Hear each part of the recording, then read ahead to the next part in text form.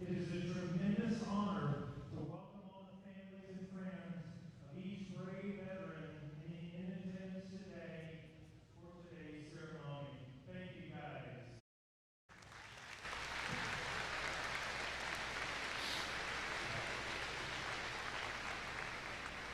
Before the program begins, I have some special people that I want to recognize.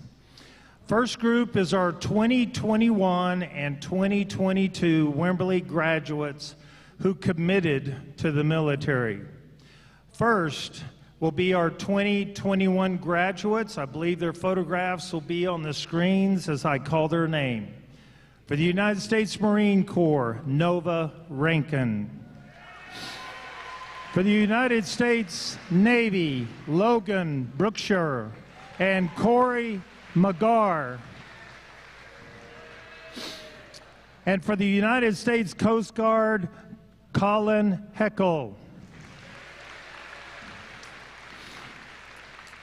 And our two 2022 seniors who are sitting here, Dylan Stratford and Preston Ybarra, would you please stand? Appreciate it, buddy.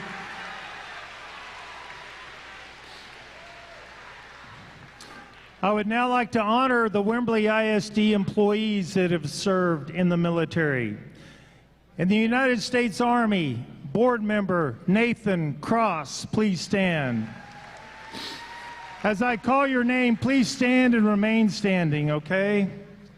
Ashley Martinez, United States Army.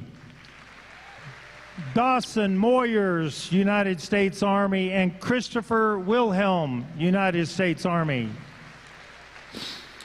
For the United States Marine Corps, Charles Lawson, Jorge Montemagor, Kelly Parker, and Yvette Sutton. With the United States Air Force, friend and board member Ken Strange. For United States Navy, William Bowman, John Griffiths, Alex Maresh, and Richard Mendez. Thank you, guys. We really do appreciate it. And now, for the distinguished guests who are gathered here today, I would also like for you to stand as I call your name. City of Wimberley Mayor Gina Fulkerson. Wood Creek Mayor Gloria Whitehead. County Commissioner Mr. Lon Shell. Justice of Peace Andy Cable. Hays County Sheriff Gary Cutler. Hays County Precinct 3 Constable Don Montague. Hays County Sheriff Honor Color Guard, who is back there. Thank you, guys. The Texas Society Sons of American Revolution, who these gentlemen are standing back here. They're fixing to present the colors. Wimberley Fire Chief Carol Sekas. VFW Odom Cummings Post 6441 Commander John Thompson, U.S. Navy. President of Ladies Auxiliary Jennifer Bravo. Ms. D. Howard, Assistant Superintendent. And our Wimberley Independent School District Board of Trustees, Mr. Ken Strange, Mr. Joe Malone, Mr. Will Conley, Mrs. Lexi Jones,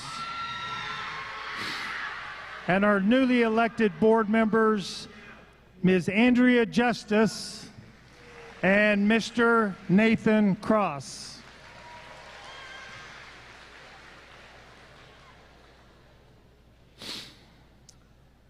And now, if you would please stand for the presentation of the colors by the Hays County Honor Guard, the Sons of American Revolution, and the local Boy Scout Troop 127.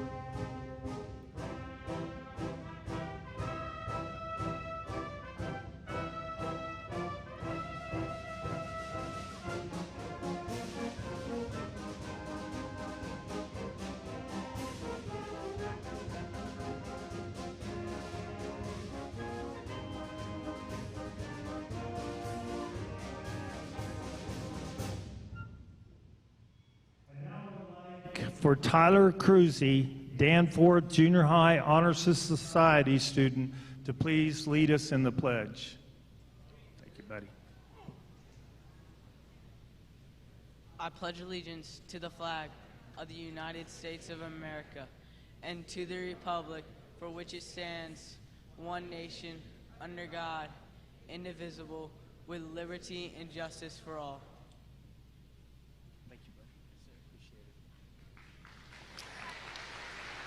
And now, it's a great honor for our Danforth Junior High and Wimberley High School choir to sing our national anthem.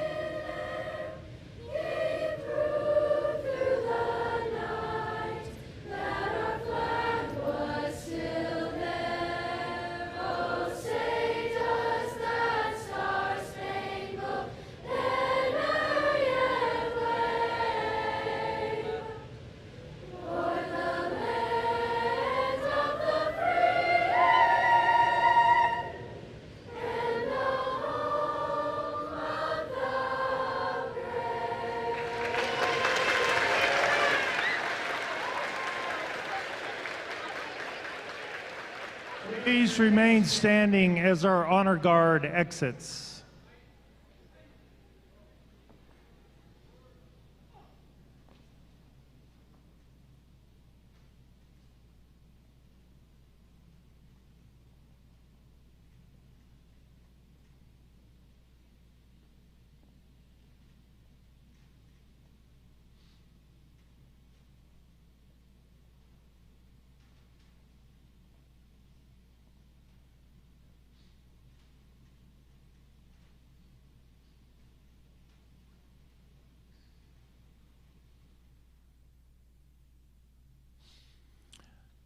So as you can see, this gym is packed, and in the past we have had the junior high all across the gym floor here. There was always the 4th and 5th graders here, and they honored us with a song.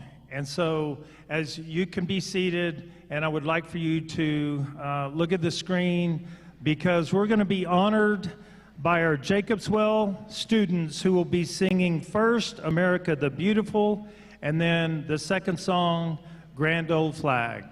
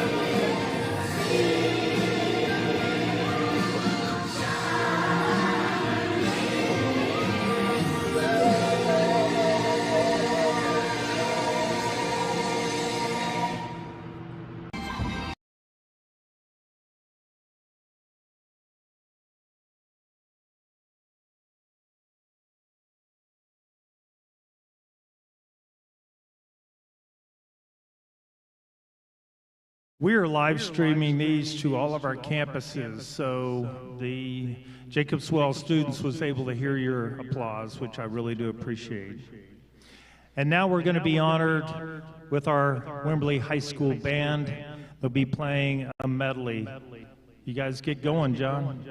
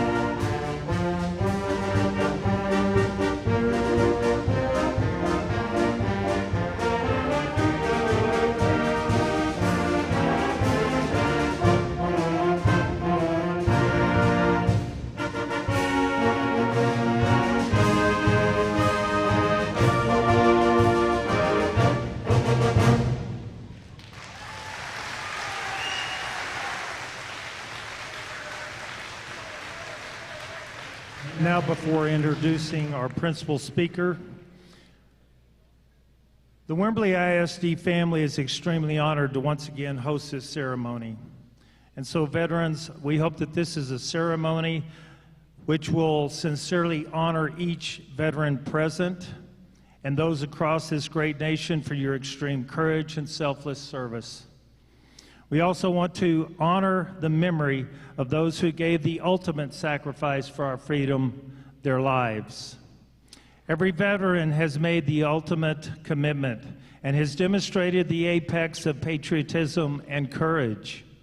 And the only way our nation will remain the land of the free is for our nation to remain committed to keeping the home of the brave and do whatever it takes to keep the United States strong, safe, and a free country.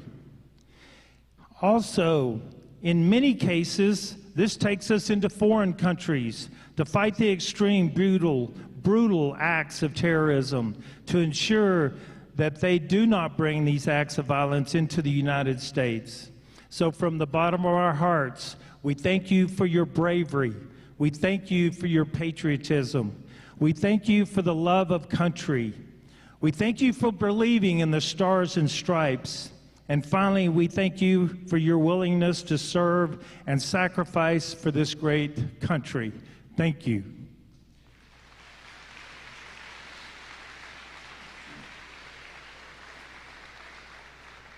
And now I would like to introduce our principal speaker, VFW Commander, Mr. John Thompson. Come on up, John, as I read your bio, buddy.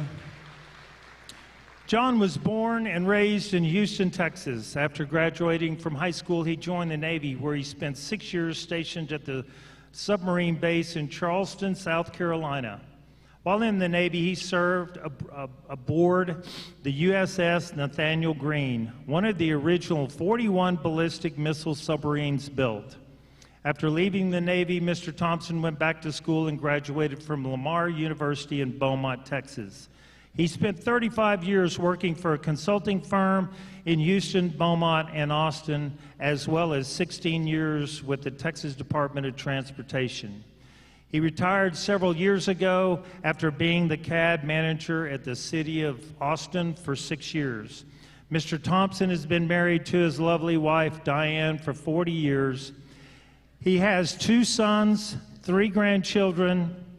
The Thompsons have lived here in Wimberley for the past 7 years, so join me in welcoming Mr. John Thompson to the podium.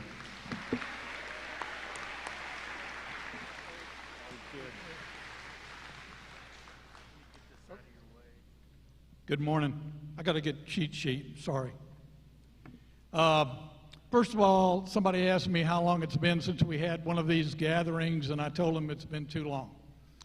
This is one of my favorite get-togethers that we have, and I have to thank WISD, all the staff, all the teachers, everybody that works for WISD for holding this event every year.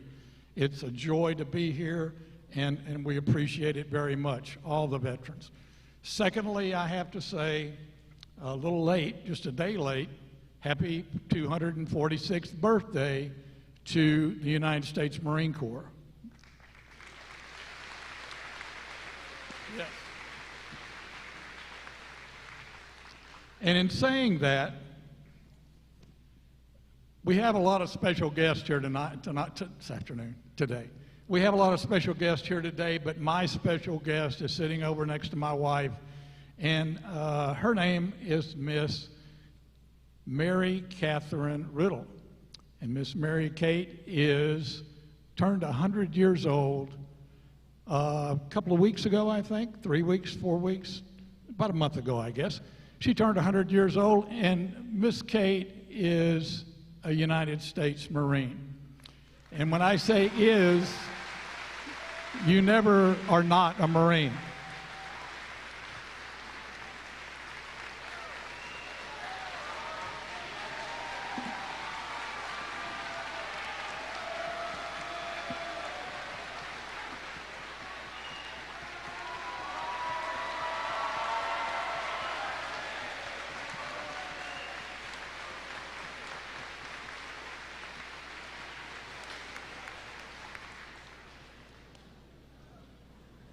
And I have to say that I'm proud my mother was also a Marine. And she passed away last September, but she served in basically the same capacity that Miss Mary Kate served in. This morning I want to talk about another special occasion today, and it obviously involves veterans. But today, 100 years ago, the Tomb of the Unknown Soldier was created in Washington, D.C. And this is going to be, for the students here, this is going to be kind of a history lesson. You won't get any credit for it, but it's going to be a history lesson nonetheless. But one of the misconceptions I've heard for years, if I can get this turned down a little bit, I've heard for years that Arlington National Cemetery, where the Tomb of the Unknown Soldier resides, was once the property of Robert E. Lee, General Robert E. Lee of the Civil War. I found that not to be true. The actual facts that I'm going to relay to you now are just, if I did all the facts, it would take about 2 hours and you still wouldn't be here. But the actual fact is it was related to another famous general, and that was General George Washington. General Washington's grandson, John Clark Curtis, Park Curtis, bought that property. He was the grandson of George Washington, and the reason he has the name Curtis is that that was his mother's name. So when Martha Washington married George, she already had 2 children. She had 4 total. 2 of them passed away before adulthood, so she had 2 left.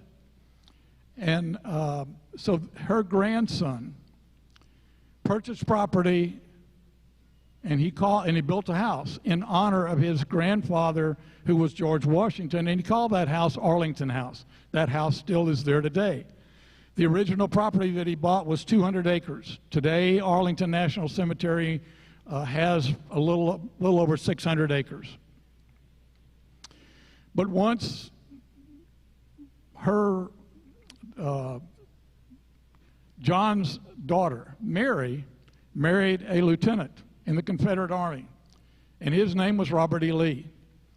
And whenever Mr. Curtis died, he willed that, or conveyed that property to his daughter, Mary. And it remained in her possession until General Lee went to Virginia and said, I want to fight for the Confederacy. At that time, they came to her and said, you need to leave. And she did. She packed up everything and she left Arlington House. The Union soldiers took it over, but Mrs. Lee left one person in charge. And I'm sorry, I have to look at this. That person was Selina Norris Gray. And Selina Norris Gray was a slave, one of her slaves. She entrusted that entire property to that slave. And that slave was a very determined person. And she kept everything that was precious in that house, which there were a lot of artifacts from General George Washington in that house. She hid those, she protected them, and so took care of that place. Well, the Union Army actually took over Arlington House, and they took over that property because it was a very great vantage point to protect Washington, D.C. Okay? So that's how that occurred. After the Civil War, they needed a place to start burying soldiers. Keep in mind, during the Civil War, they didn't have name tags. So when you died on the battlefield, more than likely, nobody knew who you were. And there were thousands and thousands of soldiers on both sides who died in the Civil War that were unknown. Consequently, they started burying people at Arlington, what became a cemetery. And the reason for that was not because at that time it was an honor, but at that time, people didn't have the means to bury their own dead. And so they brought those people to Arlington and started burying them there. After so many years, they decided to turn that into the National Cemetery. And today, approximately 400,000 veterans and their eligible descendants are now buried in Arlington Cemetery. Let me see. Also, I didn't know until I started researching this that there is also a tomb of unknown Confederate soldiers in Arlington Cemetery, very close to the Arlington House. And there are 2,111 unknown Confederate soldiers buried there also. In December of 1920, New York Congressman and World War I veteran Hamilton Fish proposed that they provide a place for unknown soldiers, American soldiers, a tomb in Arlington Cemetery, at that time Arlington Cemetery. And his proposal passed. And what happened was the French and English during the First War, World War I, they had already decided they could not afford to repatriate soldiers that were killed in a foreign land back home to be buried. So what they did prior to the United States doing this is they found one unknown soldier from England and France, and they buried them in a prominent location. In England, that particular remains were buried at Westminster Abbey, and in France, they were buried at the base of the Arc de Triomphe. So the Americans sort of took note and said, okay, we can't afford to do this. They started to. They started to say to people, we'll bring your people home and we'll pay for them to be buried. And then it occurred to him, the vastness of that comment, that they could never do that.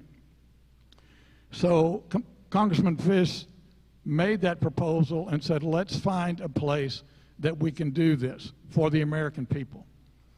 And so in October of 1921, 4 bodies of unidentified U.S. military personnel were exhumed from overseas. And they were brought to a small town in France. In that small town in France, they were placed in the hall, the city hall. And they picked one individual. And his name was Sergeant Edward F. Younger. And Sergeant Younger was given the task of picking from those 4 caskets the unknown soldier that resides at Arlington Cemetery today. And one of the direction that he had was, first of all, take your time, and when you find the casket that you want to choose as the unknown, and they handed him a bouquet of white roses that were donated from a florist in this small town in France who had also lost, I think, 2 sons in the war. And so he walked around and he basically made comments after that that this particular coffin spoke to him, and he stopped and he placed the flowers on that coffin. That coffin was then transported to Washington, D.C. It lay in state at the state capitol. 90,000 people came in 1921 and paid their respects to that person. They had no idea who it was, but it represented all of the dead soldiers that still were in Europe and all over. And so after it lay in state, 2 days later, it was brought on November the 11th, 1921, it was brought and placed under a marble slab at what now is Arlington National Cemetery. After World War II and Korea, after World War II, and I'm going to try to make this as short as I can, but it's a lot of information. After World War II, a lot of people said, well, how come we can't have a soldier or unknown from World War II placed here also? And they said, well, that's great. We can do that. Well, Korea came along, and the war in Korea kind of put that to a halt for a while. So once the war in Korea was over, once again, they came up and said, well, why can't we have someone from the World War II and Korea? And they did that in basically the same fashion. They found and exhumed bodies from different places. And you have to understand that World War II was fought over a lot bigger area than World War I was. And so they had to go to different places, and they collected 18 bodies. 4 of those were from Korea. The rest of them were from different parts of the Pacific and different parts of Europe. They brought those to one location. They picked one from Korea, and then they picked one for the World War II veteran, and those were brought by caisson to a port, and a ship brought them to D.C., and they also were placed under marble slabs at Arlington National Cemetery. And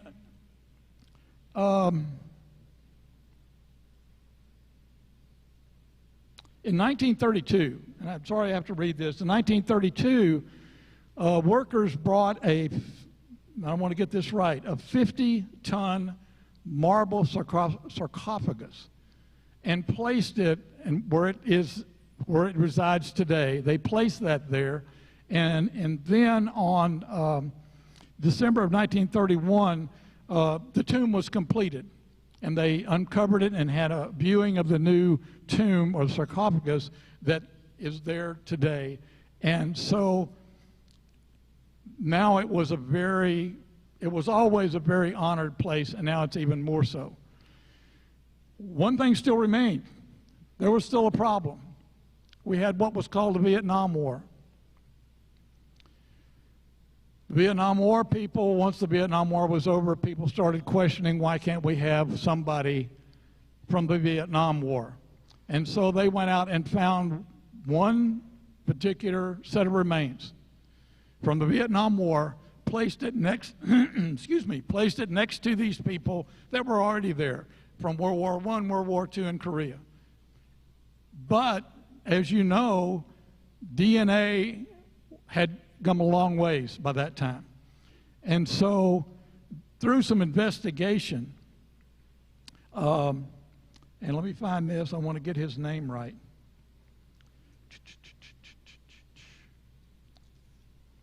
Through investigation, they found out that this gentleman, that this was probably the remains of an Air Force lieutenant named Michael Joseph Blassie, B-L-A-S-S-I-E, Blassie. And so the family asked for him to be exhumed from the Tomb of the Unknown Soldier site and tested, and sure enough, it was him. And so the family asked that he be moved to St. Louis, Missouri, and that's where he's buried today.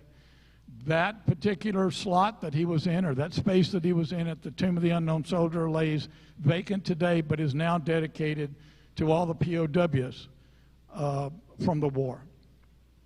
So I wanted you to know about that particular event, and that today we celebrate the 100th anniversary of a very special place in our country and in the hearts of people that have lost members of their families, friends, whatever, to wars over the centuries.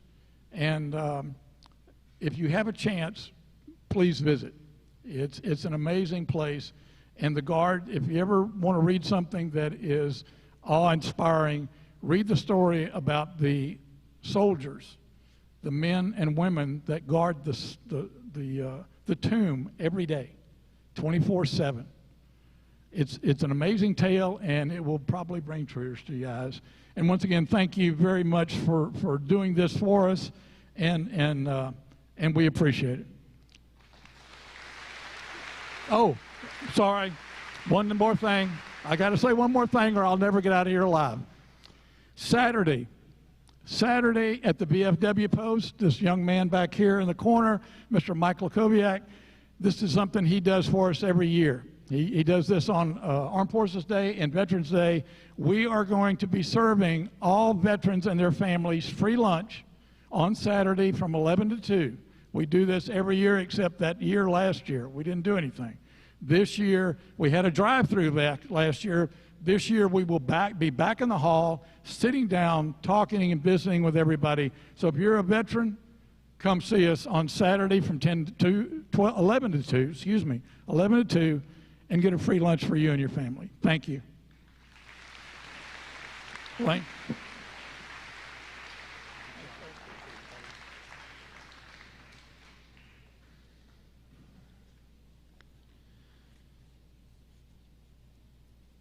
So, in closing, I would like to read a poem. The poem is just simply called "The Veteran," and the author is unknown. But I think it's very prevalent for today.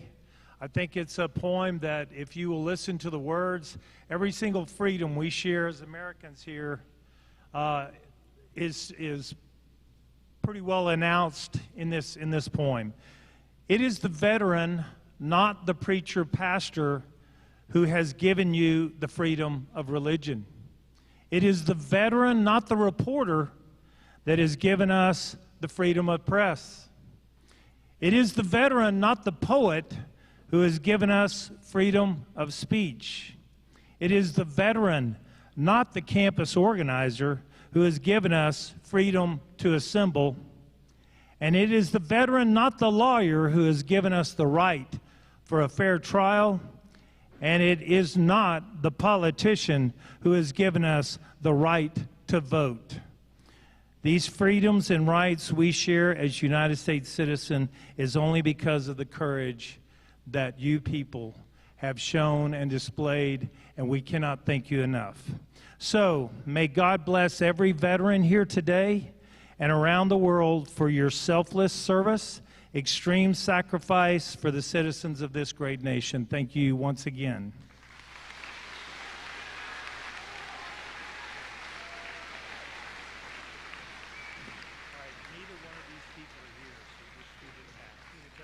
Okay, one other thing I wanted to say, and I apologize, with age, you lose your memory.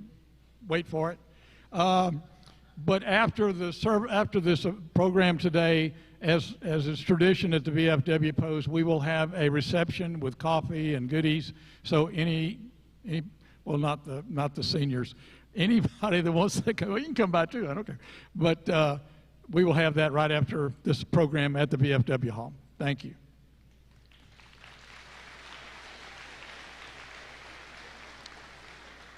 Okay, I would like for all attendees to stand for a moment in silent prayer and tribute to departed veterans, and remain standing while taps is played by the Wimberley High School Band.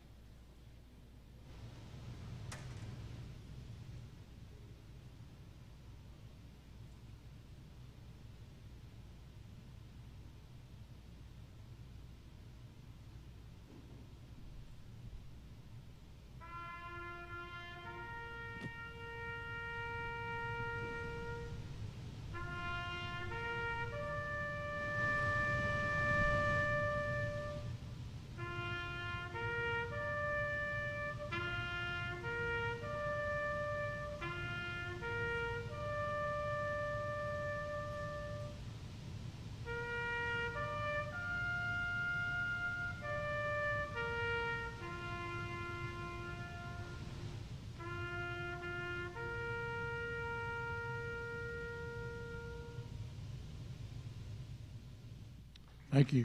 Great.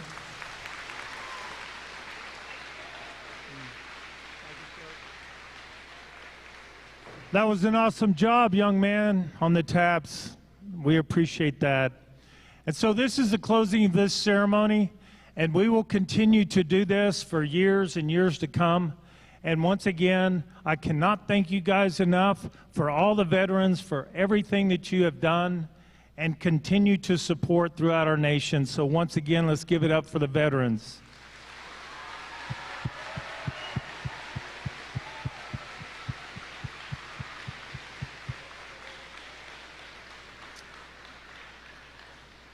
So everyone is dismissed except, of course, the students. We have a pep rally coming up after this.